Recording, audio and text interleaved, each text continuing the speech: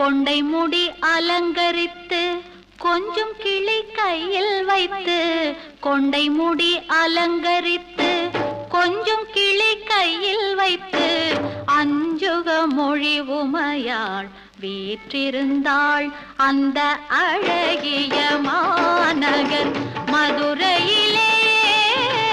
மதுரையிலே மதுரையிலே மதுரையிலே